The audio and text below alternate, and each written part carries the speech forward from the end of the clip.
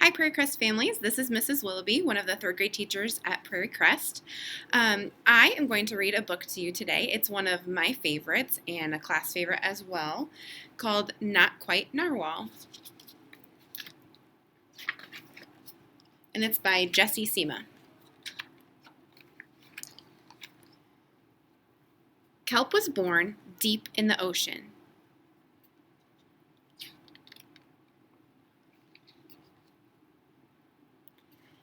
He knew early on that he was different from the other narwhals. His tusk wasn't as long as everyone else's.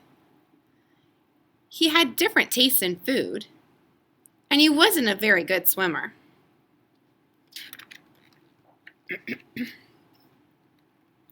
But his friends didn't seem to mind, so Kelp decided he wouldn't either.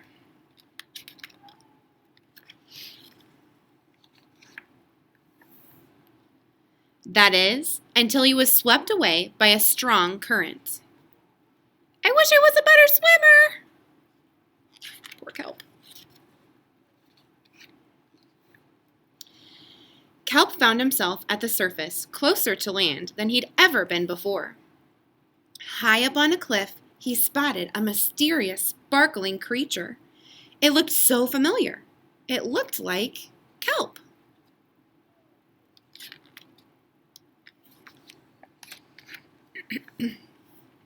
Kelp swam toward land as fast as he could, which wasn't very fast at all, hoping that he could catch up with the creature that looked just like him. When he finally reached the shore, Kelp felt a little bit anxious. He had never left the ocean. He was nervous about walking for the first time, but the land creatures made it look so easy.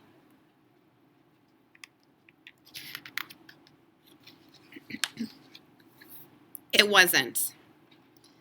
Eventually, he got the hang of it. What are you saying? Oof! Ow!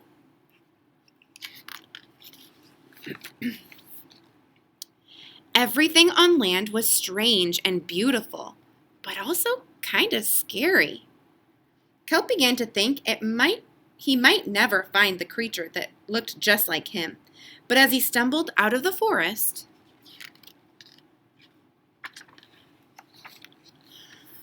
land narwhals! Actually, we're unicorns, and by the looks of it, so are you.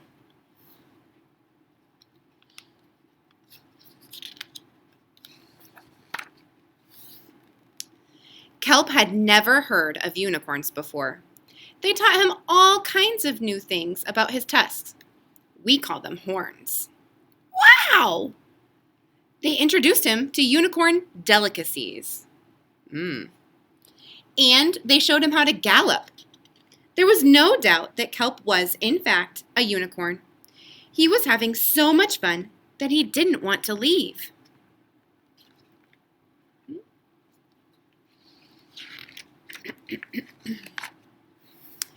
But then he remembered all of his friends under the sea.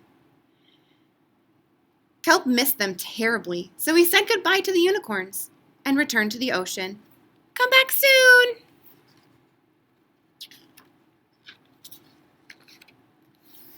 Kelp swam toward home as fast as he could, which wasn't very fast at all, hoping that the narwhals would still like him now that he was a unicorn.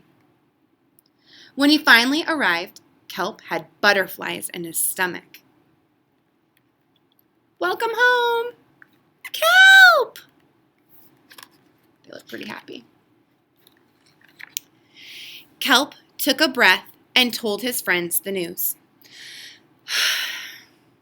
It turns out I'm not a narwhal. Of course you aren't. I'm a unicorn. We all knew that. They took it quite well.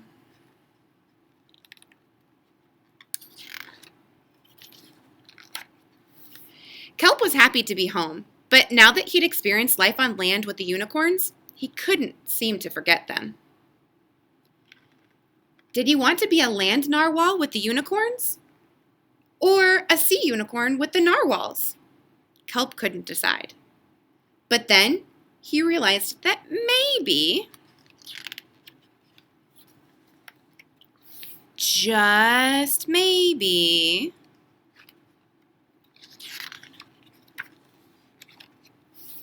he didn't have to choose.